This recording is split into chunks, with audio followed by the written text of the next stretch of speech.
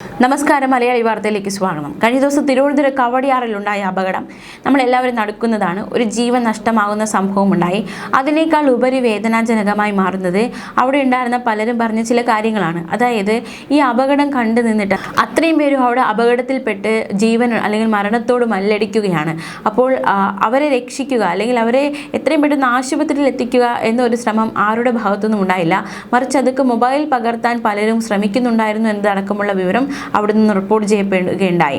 എന്തായാലും ഈ അപകടത്തിന് പിന്നാലെ അവിടെ വലിയൊരു ട്രാഫിക് ബ്ലോക്ക് ഉണ്ടായി. ഇതിന് പിന്നാലെ ഈ ട്രാഫിക് കുരുക്കിൽപ്പെട്ട് കിടക്കുകയായിരുന്ന BJP നേതാവ് സന്ദീപ് വാചസ്പതിയാണ് തൻ്റെ കാറിൽ പരിക്കേറ്റ നൗഷിജയെയും ആഷിഖിനെയും പട്ടത്തെ സ്വകാര്യ ആശുപത്രിയിൽ എത്തിച്ചത്. എന്നാൽ വഴിമധ്യേ മരണം സംഭവിക്കുകയായിരുന്നു. തലയ്ക്ക് പരിക്കേറ്റ ആഷിഖിൻ്റെ ആരോഗ്യനില ഗുരുതരമായി തുടരുകയാണ്. 10 മിനിറ്റോളം ട്രാഫിക്കിൽ പെട്ട് കിടന്നപ്പോഴാണ് എന്താണെന്ന് തിരക്കാൻ വേണ്ടി കാറിൽ നിന്ന് ഇറങ്ങിയത്. മുന്നോട്ട് നടന്നു ചെന്നപ്പോൾ കാണുന്നത് ഭീകരമായ അപകട ദൃശ്യങ്ങളാണ് എന്ന് സന്ദീപ് വാചസ്പതി പ്രതികരിക്കുന്നു. 2 പെൺകുട്ടികളടക്കം ചോരയിൽ കുളിച്ച് റോഡിൽ കിടന്നിട്ടും ആരും ആശുപത്രിയിൽ എത്തിക്കാൻ തയ്യാറാകുന്നില്ല. കവടിയാർ അപകടത്തിൽ മരിച്ച നൗഷിജയെ സ്വന്തം വാഹനത്തിലാണ് സന്ദീപ് വാചസ്പതി അദ്ദേഹം ആശുപത്രിയിലേക്ക് എത്തിച്ചത്. പെൺകുട്ടി ആശുപത്രിയിൽ എത്തിച്ചെങ്കിലും ജീവൻ രക്ഷിക്കാനായില്ല എന്നതിൻ്റെ വേദന അദ്ദേഹത്തെ അലട്ടുന്നുണ്ട്. വെള്ളിയാഴ്ച രാവിലെയാണ് ഈ അപകടം നടന്നത്. പിന്നെ ഈ ഒരിടത്തേക്ക് പോകാൻ ഇറങ്ങിയപ്പോൾ ആ ട്രാഫിക് ബ്ലോക്കിൽ പെട്ടപ്പോൾ അതിൻ്റെ കാരണം എന്തെന്ന് അന്വേഷിച്ചിറങ്ങിയ അദ്ദേഹത്തിന് മുന്നിലാണ് ഈ അപകട ദൃശ്യങ്ങൾ കാണാനായത്. അനുജൻ്റെ വീട്ടിലേക്ക് പോകാനുള്ള യാത്രയ്ക്കിടെയാണ് റോഡ് ബ്ലോക്കായത്. കുറച്ചു കഴിഞ്ഞാണ് വാഹന അപകടമാണെന്ന് മനസ്സിലായത്. ഉടനെ കാറിൽ നിന്നിറങ്ങിയ അപകട സ്ഥലത്തെത്തുമ്പോൾ കാണുന്നത് 3 കാറുകളും സ്കൂട്ടറും അപകടത്തിൽ തകർന്നു കിടക്കുന്നതാണ്. മരണപ്പെട്ട പെൺകുട്ടിയടക്കം ചിലർ പരിക്കേറ്റ നിലയിൽ റോഡിൽ കിടക്കുകയാണ്. അപകടം നടന്ന് 20 മിനിറ്റോളം കഴിഞ്ഞിട്ടും ആരും പരിക്കേറ്റവരെ ആശുപത്രിയിൽ കൊണ്ടുപോകാൻ ശ്രമിക്കുന്നില്ല. റോഡ് ബ്ലോക്കായതോടെ പോലീസിനും ആംബുലൻസിനും അവിടേക്ക് എത്താനാകുന്നില്ല. പരിക്കേറ്റവരെ തൻ്റെ കാറിലേക്ക് കയറ്റാൻ സഹായിക്കണമെന്ന് അവിടെ ഉണ്ടായിരുന്നവരോട് സന്ദീപ് പറഞ്ഞു. ഒരുപാട് പിന്നിൽ കിടന്ന തൻ്റെ കാറിലേക്ക് പരിക്കേറ്റ പെൺകുട്ടിയെയും പരിക്കേറ്റ മറ്റൊരാളെയും അവിടെ ഉണ്ടായിരുന്നവർ ചേർന്ന് കയറ്റാൻ സഹായിച്ചു. വേഗത്തിൽ പട്ടത്തെ ആശുപത്രിയിൽ എത്തിച്ചു. അല്പം കൂടി നേരത്തെ ആശുപത്രിയിൽ എത്തിക്കാൻ കഴിഞ്ഞെങ്കിൽ പെൺകുട്ടിയെ രക്ഷിക്കാൻ കഴിയുമായിരുന്നുവെന്നാണ് സന്ദീപ് വാചസ്പതി പ്രതികരിച്ചത്. മാത്രമല്ല, ഈ അപകട ദൃശ്യങ്ങളിൽ നിന്ന് തലനാരിഴയ്ക്ക് രക്ഷപ്പെട്ട കണ്ണൻ എന്ന വ്യക്തിയുടെ പ്രതികരണം കൂടി നമുക്ക് നോക്കാം. സെക്കൻഡുകളുടെ വ്യത്യാസത്തിൽ നിന്നാണ് അപകടത്തിൽ നിന്ന് കണ്ണൻ രക്ഷപ്പെട്ടത്.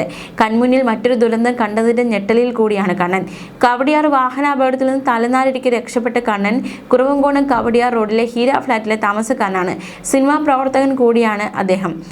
അദ്ദേഹത്തിൻ്റെ വാക്കുകൾ ഇപ്പോൾ ഭയമുണ്ടായിരുന്നു. മാധ്യമങ്ങളോട് സംസാരിക്കുമ്പോൾ 10:30 കുറവങ്കോണത്ത് ബാങ്കിലേക്ക് പോകാനായി ഇറങ്ങിയതായിരുന്നു. കവാടം നടന്ന് നടപ്പാതയിലേക്ക് ഇറങ്ങിയപ്പോൾ കുറവങ്കോണം ഭാഗത്തു നിന്ന് അമിത വേഗതയിൽ കാർ പാഞ്ഞു വരുന്നത് കണ്ടു.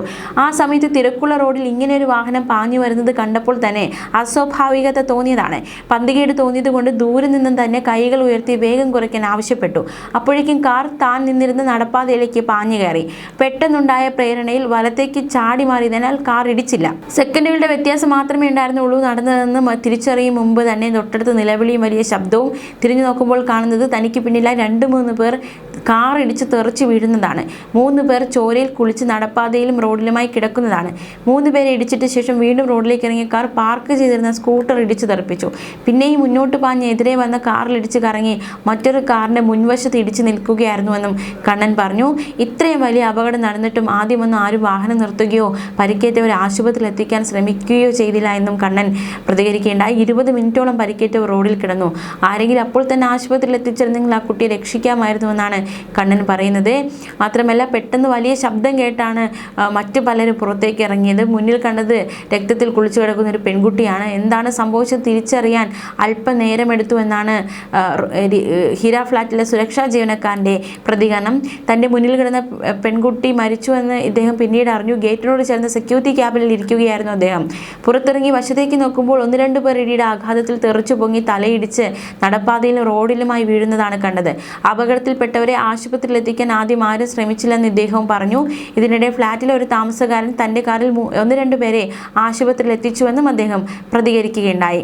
എന്തായാലും വലിയൊരു നോവായി മാറുകയാണ് നൗഷിജയും ആഷിഖും. നമുക്കറിയാം, ഇരുവരും വിവാഹം കഴിഞ്ഞിട്ട് കുറച്ച് ദിവസങ്ങളെ ആകുന്നുള്ളൂ. മധുവിധ യാത്ര എന്ന രീതിക്കാണ് അവർ തിരുവനന്തപുരത്തേക്ക് എത്തിയത്. നൗഷിജ മരിച്ച കാര്യം ആഷിഖ് ഇതുവരെ അറിഞ്ഞിട്ടില്ല. ആശുപത്രിയിൽ ചികിത്സയിലാണ്. വളരെ നടുക്കുന്ന ഭയാനകമായ ഒരു അപകടമാണ് സംഭവിച്ചിരിക്കുന്നത്. നടപ്പാതയിലൂടെ നടന്നു പോകുകയായിരുന്ന പാലക്കാട് കൊടുവായൂർ കാക്കയൂർ റോഡ് സ്വദേശി നൌഷിജയാണ് മരിച്ചത്. 24 വയസ്സുകാരിയായിരുന്നു. ഒപ്പമുണ്ടായിരുന്ന ഭർത്താവ് ആഷിഖ് സാനു 29 വയസ്സ്, നൌഷിജയുടെ ബന്ധു അഷ്മ 25 വയസ്സ് എന്നിവർ ഉൾപ്പെടെ 6 പേർക്ക് പരിക്കേറ്റു. 2 പേരെ പട്ടത്തെ സ്വകാര്യ ആശുപത്രിയിലും മറ്റുള്ളവരെ മെഡിക്കൽ കോളേജ് ആശുപത്രി മൾട്ടി സ്പെഷ്യാലിറ്റി വിഭാഗത്തിലും പ്രവേശിപ്പിച്ചു.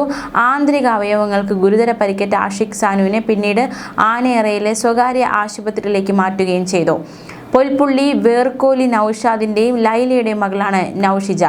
മാർച്ച് 28-നായിരുന്നു ഇവരുടെ വിവാഹം നടന്നത്. ഇരുവരുടെയും മധുവിധു യാത്രയാണ് കണ്ണീരിൽ കുതിർന്ന് മാറിയിരിക്കുന്നത്. മൃതദേഹം പൊൽപ്പുള്ളിയിലെ വീട്ടിൽ ഇന്നെത്തിക്കുമെന്നാണ് പുറത്തുവരുന്ന വിവരങ്ങൾ സൂചിപ്പിക്കുന്നത്. ഇന്നലെ രാവിലെ 10:30യോടെയാണ് ഈ അപകടമുണ്ടായത്. നൌഷിജയും ആഷിഖും തലസ്ഥാനം കാണാൻ എത്തിയതായിരുന്നു. പാലക്കാട് നിന്നാണ് ഇവർ തലസ്ഥാനത്തേക്ക് എത്തിയത്. അതായത് ഒരു മധുവിധു യാത്രയുടെ ഭാഗമായിട്ട് എത്തിയതായിരുന്നു ഈ നവമിഥുനങ്ങൾ. കുറവങ്കോണം ഭാഗത്ത് നിന്നും കവടിയാറിലേക്ക് പോവുകയായിരുന്ന കാർ സാൽവേഷൻ ആർമി സ്കൂളിന് സമീപം എത്തിയപ്പോൾ നിയന്ത്രണം വിട്ട് നൌഷിജയെയും സംഘത്തെയും ഇടിച്ചു തെറിപ്പിച്ച ശേഷം റോഡിലേക്ക് ഇറങ്ങി സ്കൂട്ടറുകളിലും 2 കാറുകളിലും കൂടി ഇടിച്ചാണ് നിന്നത്. തലയ്ക്ക് ഗുരുതരമായിട്ട് നൌഷിജയ്ക്ക് പരിക്കേറ്റു. നൌഷിജയെ മറ്റൊരു വാഹനത്തിൽ പട്ടത്തെ സ്വകാര്യ ആശുപത്രിയിലേക്ക് കൊണ്ടുപോയി. അത് പോകുന്ന വഴിക്കാണ് മരണം സംഭവിച്ചത്. ആഷിഖിനെ അഷ്മയെയും കൂടാതെ കായംകുളം സ്വദേശി നിതീഷ്, കഴക്കൂട്ടം സ്വദേശി സുനിൽകുമാർ, ബംഗാൾ സ്വദേശി അലി അക്ബർ എന്നിവരാണ് വിവിധ ആശുപത്രികളിൽ നിലവിൽ ചികിത്സയിലുള്ളത്. എന്താണ് കാർ ഡ്രൈവർക്ക് സംഭവിച്ചത്? എന്താണ് കാറിനുള്ളിൽ സംഭവിച്ചത്? രക്തസമ്മർദ്ദം ഉയർന്നതിനെ തുടർന്നാണ് കാറിന്റെ നിയന്ത്രണം വിട്ടതെന്ന് driver Kuravankonam season summer bliss ഫ്ലാറ്റിലെ താമസക്കാരൻ മോഹൻ തോമസ് പോലീസിന് മൊഴി നൽകി. 77 വയസ്സുകാരനാണ് കാർ ഓടിച്ചിരുന്നത്. രക്തസമ്മർദ്ദം ഉയർന്നതിനെ തുടർന്നാണ് കാറിന്റെ നിയന്ത്രണം വിട്ടതെന്നാണ് അദ്ദേഹം പറയുന്നത്. എന്തായാലും പേരൂർക്കട ആശുപത്രിയിൽ ചികിത്സയിലുള്ള മോഹൻ തോമസിന്റെ നില മെച്ചപ്പെട്ട ശേഷം പോലീസ് മൊഴി രേഖപ്പെടുത്തും. പേരൂർക്കട പോലീസ് സംഭവത്തിൽ കേസെടുത്തു. മാർച്ച് 28-ആയിരുന്നു ആഷിഖിന്റെയും നൌഷിജയുടെയും വിവാഹം കഴിഞ്ഞത്. ജോലിക്കായി വിദേശത്തേക്ക് തിരികെ പോകുന്നതിന് മുൻപ് ഒരുമിച്ചൊരു യാത്ര, അതായിരുന്നു ഈ 2 പേരും പ്ലാൻ ചെയ്തത്.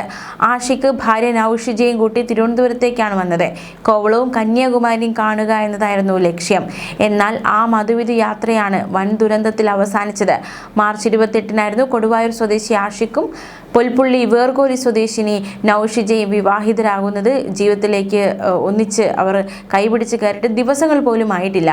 വിദേശത്ത് ജോലി ചെയ്യുന്ന ആഷിഖ് ഈ മാസം 16-ന് തിരികെ പോകാനിരിക്കെയാണ് അപ്രതീക്ഷിതമായ ദുരന്തം വീടിനെ തേടിയെത്തിയിരിക്കുന്നത്.